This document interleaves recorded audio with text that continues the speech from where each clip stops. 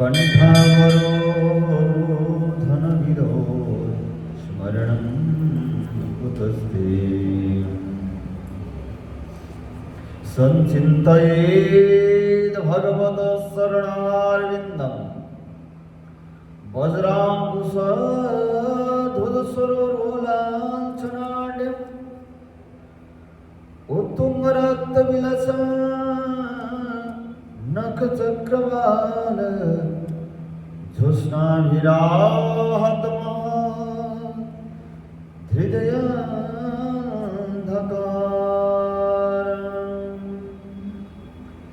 दया धर्म का मूल है पाप मूल अभिमान तुलसी दया न छोड़िए जब लग घट में प्राण राधा राधा रटत ही मिट जाए शव व्याधा कोटि जन्म की आपदा नाम लेते डर जा ध्रुव सजलानी जब भी वो हरि नाम पावा अमर अभिचल ठाना बोली श्री वृंदावन बिहारी लाल की जय बोली भक्त वत्सल भगवान की जय बोली वैशाख महात्म्य की जय जय जय श्री राधे जय जय श्री राधे जय जय श्री राधे श्याम। हम लोग श्रवण कर रहे हैं वैशाख महीने का पावन महात्म्य, जो कि नारद जी कहने लगे ब्रह्मा जी से, जो मनुष्य श्रेष्ठ ब्राह्मण को अनेक प्रकार का दान करता है और तो वह संपूर्ण धर्मों के साधन से उसका शरीर निरोग रहता है। दान से जो है पूर्व जन्मों के कर्म फल मिट जाते हैं, ऐसा शास्त्रों में आया है।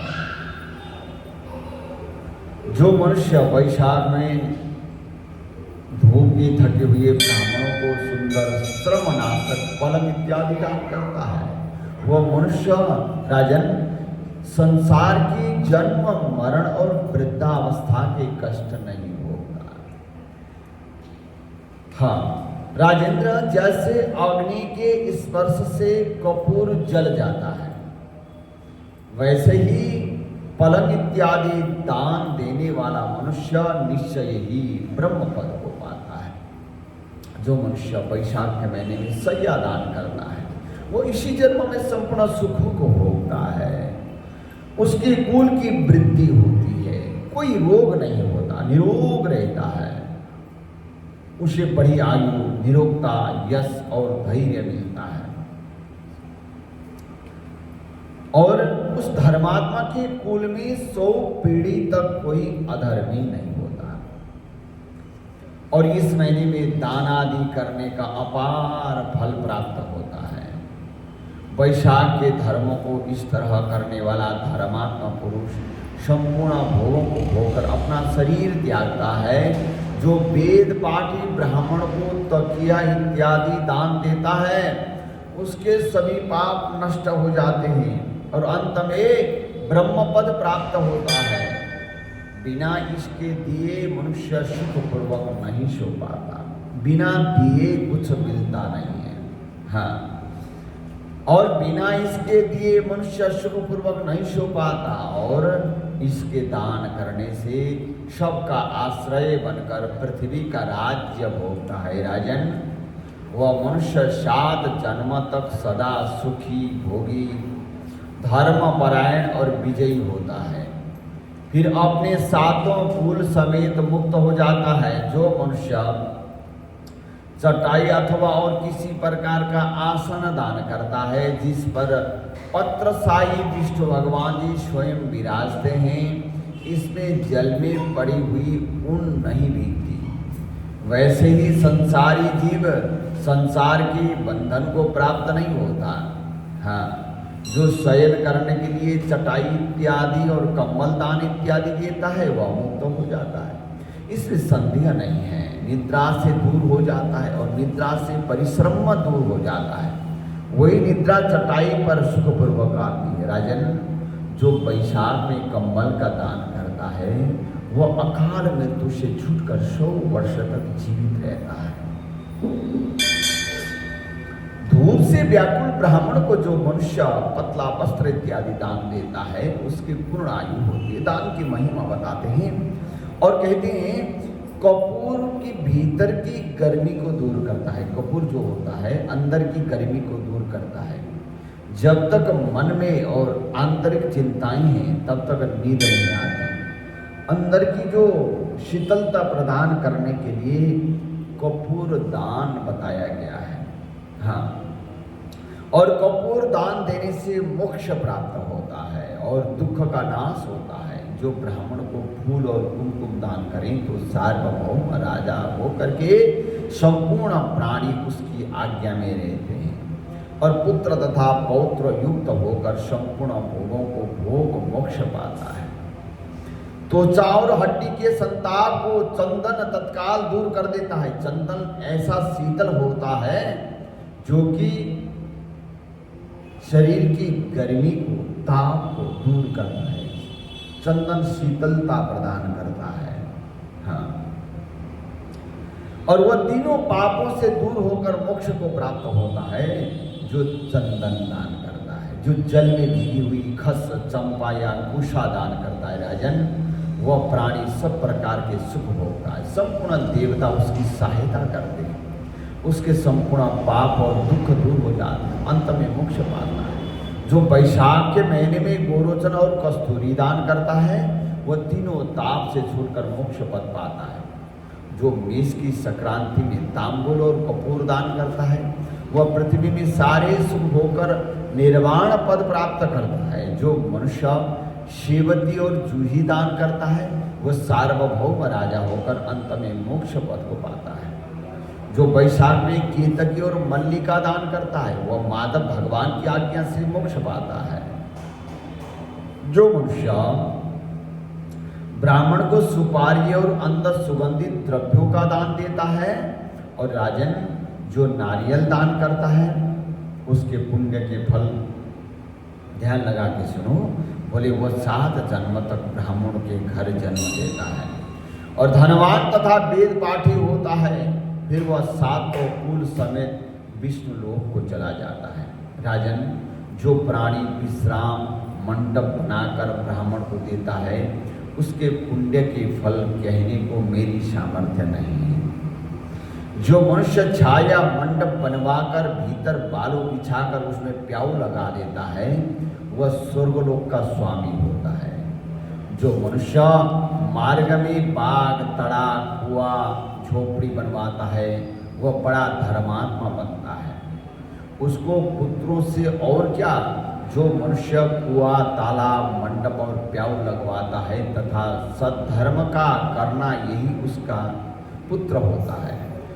और संतान 7 प्रकार की होती है। इन 7 में से जो एक भी नहीं करता अथवा वह मनुष्य स्वर्ग को नहीं जाता। और उत्तम शास्त्र को सुनना, पहला पुत्र संतान जो है ना 7 प्रकार के संतान हैं,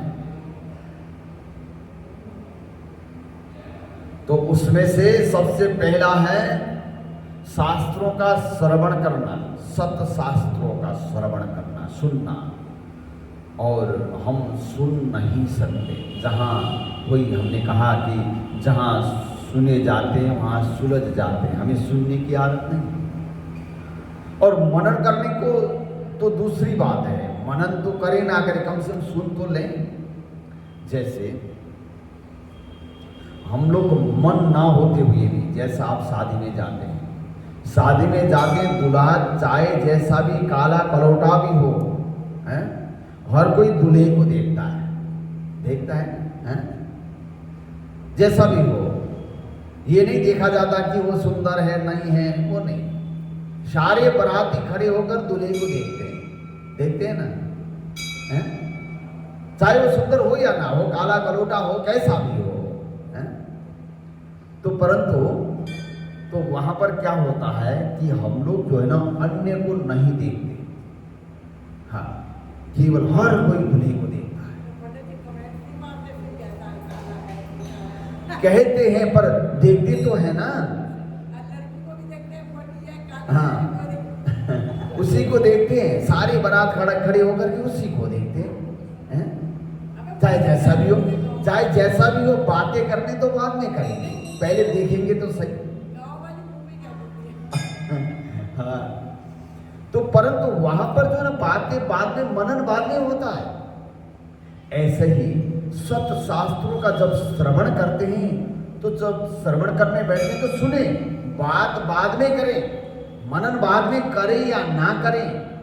जैसे बाराती जो है ना दूल्हे को देखकर प्रसन्न होते हैं, ऐसे ही सत शास्त्रों का श्रवण करने हम बैठ गए हैं, हमें केवल सुनना चाहिए, मनन बाद में करना चाहिए। करें ना करें तब भी चलेगा। जिन्होंने सुन लिया वो सुलझ गए। बोले गोविंद भगवान की जय।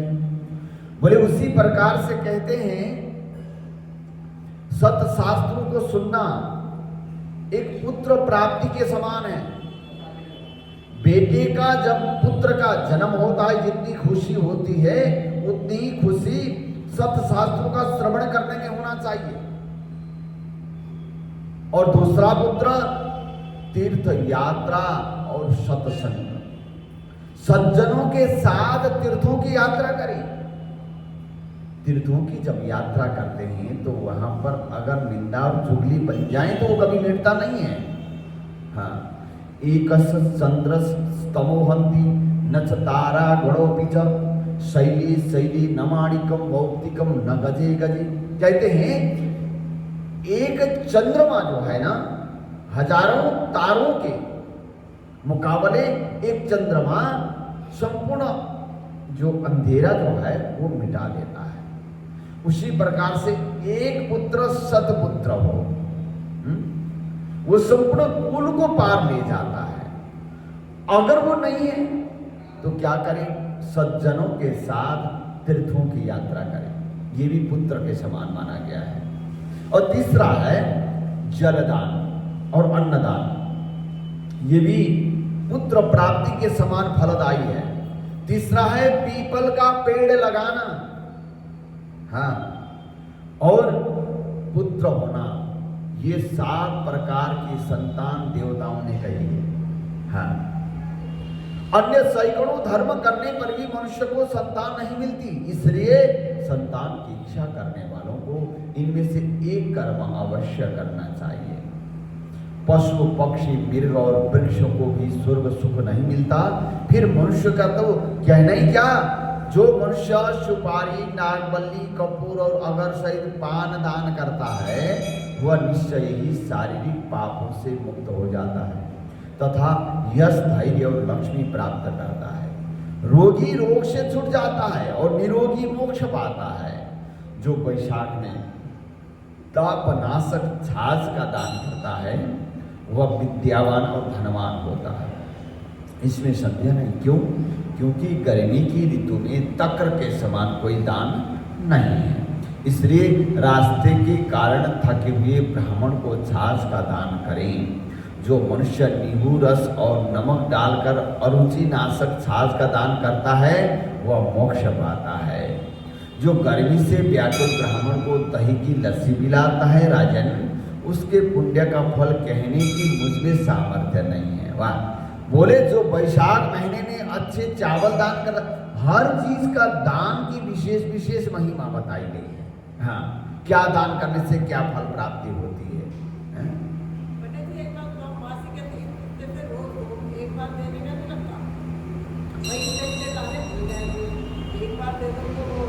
वैशाख के महीने में एक बार दे दो अगर रोज किसी को दही पिलाते रहोगे तो ठंडे हो जाएंगे। रोज अलग अलग चीज, यहाँ तो अलग अलग चीज बताया है, रोज का नहीं है। और एक चटाई देने की बात हुई है, अगर आप रोज चटाई देते रहोगे तो कहाँ ले जाएंगे ब्राह्मण, सारे बिछाएंगे। और आप लोग 10 जने, 10 जने चटाई लेके आएंगे, 10 चटाई हो जाएंगे, कहाँ ले जाएंगे। दान करने का भी हमें सोच विचार तो करनी चाहिए, और उनको क्या आवश्यकता है, वो आवश्यकता में हमारी दान की बैठती है या नहीं बैठती, वो तो विचार करनी चाहिए। सब ने दही की बात गई, दही जो है ना यहाँ भरा रहेगा तो कहाँ ले जाएंगे। दूध आता है एकादशी के दिन 12-13 थैली आ जाती है, और कहाँ ले जाएंगे। पनीर बनाया तो वो भी एक हफ्ता चलता है, अगले हफ्ते फिर आ गया। बताइए कितना खाएंगे। विचार तो करनी चाहिए हैं। और ऐसे ही दही दान बताया क्या है, सारे दही दही हो जाएंगे। 50 जने अगर दही ले आएंगे, कम से कम 250-250 ग्राम ले आएंगे, कौन खाएगा है? तो इसलिए ये विचार तो पहले करनी चाहिए। मैंने जो दान देना है वो दान कहाँ प्रयोग होता है, प्रयोग होता है नहीं होता है, ये बिना विचार किए हमें दान करना वो उचित नहीं है। दान करने के लिए पहले विचार करें। सबसे पहले तो सत्पात्र मिले, सत्पात्र मिलने के बाद भी वो सदुपयोग करेगा नहीं करेगा, ये भी ध्यान देना है। अगर आपने दान दे दिया, दही के साथ में 2 रुपया तो हमने रख लिया और बाकी दही बहा दिया, कोई काम का नहीं। बोली गोविंद भगवान की, वो विचार आपने करनी है, इतना अथॉरिटी आपके पास है। तो उसी प्रकार यहाँ कहते हैं राजन, उसके पुण्य का फल कहने में मुझे सामर्थ्य नहीं है जो लस्सी दान करते हैं। हाँ, जो वैशाख महीने में अच्छे चावल दान करता है उसकी बड़ी आयु होती है और वह सब यज्ञों के फल पाता है। और जो तेजरू गौ का घी दान देता है वो अश्वमेध का फल प्राप्त करके विष्णु भगवान के मंदिर में आनंद पाता है। जो मेष संक्रांति में ककड़ी और गुड़ दान करता है वह संपूर्ण पापों से छूटकर श्वेत द्वीप को जाता है। जो मनुष्य दिन के ताप की शांति के लिए इक का दान करता है, इक होता है क्या, गन्ना, गन्ने का दान करता है, उसका अनंत पुण्य होता है। जो सायंकाल में श्रम की शांति के लिए पान का दान करता है वह संपूर्ण पापों से छूटकर विष्णु की साहित्यता पाता है। जो सायंकाल के समय ब्राह्मण को फल और पान का दान करें उसके पितरों के निश्चय शुद्धापान मिलता है। जो वैशाख महीने में पके आम के फल और पान का दान करता है उसके सब पाप निश्चय ही दूर हो जाते हैं। चैत्र महीना की अमावस्या को पेय से भरे घड़े का दान करने से 100 गया श्राद्ध कर लिया, इसमें संदेह नहीं। चैत्र की अमावस्या को कस्तूरी, कपूर, मल्लिका, खस आदि वस्तुओं से युक्त जलयुक्त का जो दान जो पितृश्वरों के लिए करता है उसको 96 श्राद्ध करने का पुण्य फल प्राप्त हो जाता है। चतुर्थ अध्याय में नारद जी कहने लगे, राजन जैसे रसों में दूध, दूध में दही, दही से घी उत्तम है, ऐसे ही महीनों में कार्तिक महीना, कार्तिक से माघ, माघ से वैशाख अधिक फलदायी है, अधिक उत्तम है। इसमें धर्म करना बरगद की बराहे की तरह बढ़ता है। मेष की संक्रांति में मधुसूदन भगवान का ध्यान तथा प्रातःकाल स्नान करके विष्णु भगवान जी का पूजन करें। और ये नीचे लिखा हुआ एक मंत्र है, उस मंत्र से मधुसूदन भगवान की प्रार्थना करें। क्या कहें, हे मधुसूदन भगवान, हे देवाधिदेव, मैं वैशाख मेष की संक्रांति भर प्रातःकाल स्नान करने की कामना करता हूँ, आप इसे निर्विघ्न पूर्ण कीजिए। फिर अर्घ देते हुए कहीं, मधुसूदन आपको अर्घ देता हूँ, इसे भली भांति ग्रहण कीजिए। गंगादि नदी, तीर्थ, सब जलाशय मेरे दिए हुए अर्घ को प्रसन्नता से ग्रहण करो और मुझ पर प्रसन्न होकर यथोचित फल दीजिए। फिर वस्त्र पहनकर आह्निक कर्मों को करें, फूलों से भगवान का पूजन करें। विष्णु भगवान की वैशाख महीने में मैंने से संबंधी कथा सुनने से वह कोटि जन्म के संचित पापों से छूटकर मोक्ष पाता है। पृथ्वी, स्वर्ग और पाताल कहीं भी दुख नहीं होता, कभी गर्भ में नहीं आता और न कभी माता का दूध पीता है। वैशाख के महीने में जो तेल मलना, दिन में सोना, कांसे के बर्तन में भोजन, खाट पर सोना, घर में स्नान, निषिद्ध भोजन, दोबारा भोजन, रात्रि काल में भोजन करता है और उत्तम उत्तम कथा नहीं सुनता, न किसी तीर्थ में जाकर स्नान करता है, न दान देता है, वो नरक में जाता है। हाँ, दिन में सोने वाली बात आ गई, हम तो दिन में सोते ही। तो प्रातःकाल जल्दी उठने के लिए रात को जल्दी सोना पड़ता है, और रात को तो क्या है 12-1 बज जाते हैं, और मोबाइल सर्च भी हमें सोना नहीं देते। 1 घंटी बज गई, कोई बात कर लिया, कोई जो सोशल नेटवर्किंग देख लिया, कुछ फेसबुक देख लिया, कुछ व्हाट्सअप चैट कर लिया, किसी ने कुछ मैसेज तो नहीं भेजा, देखते देखते 1 बज जाएंगे। 1 बजे जो सोए हैं सुबह 4:30 बजे कौन उठता है? सभी मनुष्य तो है। हाँ, कौन सा जादू रखा हुआ है? जादू की छड़ी तो है नहीं किसी के पास। सुबह 4:30 बजे उठे, 1 बजे सोया हुआ बंदा 4 घंटे में उठ जाए, हो ही नहीं सकता। इसलिए रात को जल्दी सोए और सुबह जल्दी उठे। तो बस इतना ही कहना है, इससे ज़्यादा हम शहरीकरण हो गए हैं, शहरों में ये संभव बहुत कम है। हाँ, और दूसरी बात बताते हैं,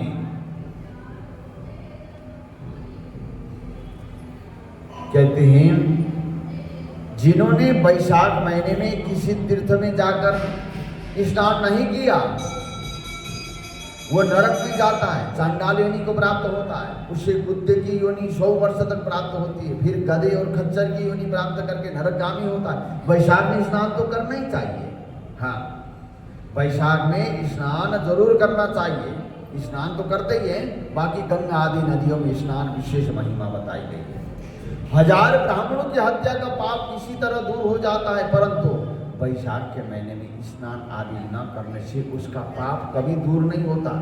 हाँ, गंगा स्नान की व्यवस्था बनाइए, गंगा स्नान चली है ना वैशाख में। वैशाख के महीने में नियम पूर्वक कमल के पत्तों पर भोजन करने से सब पापों से निवृत्त होकर विश्वलोक मिलता है। वैशाख के महीने में दोपहर के समय मार्ग चलकर अपने घर पर आए हुए या थके हुए ब्राह्मण को सुंदर आसन देकर जो उनके चरणों को दबाता है और चरणों को अपने मस्तक पर छिड़कता है, उसके संपूर्ण बंधन भी कट जाते हैं। उसे गंगादि संपूर्ण तीर्थों में स्नान करने के बराबर फल निश्चय मिल जाता है। वैशाख के महीने में अन्नदान, जलदान न करने से पाप और दुख कभी दूर नहीं होते। प्रातःकाल सूर्योदय होने पर सागर से मिलने वाली सप्त गंगा, जाह्नवी, वृद्धगंगा, कालिंदी, सरस्वती, कावेरी, नर्मदा और बेड़ी में स्नान करके विष्णु भगवान में मन लगाने से 7 जन्म के पाप शीघ्र नष्ट हो जाते हैं।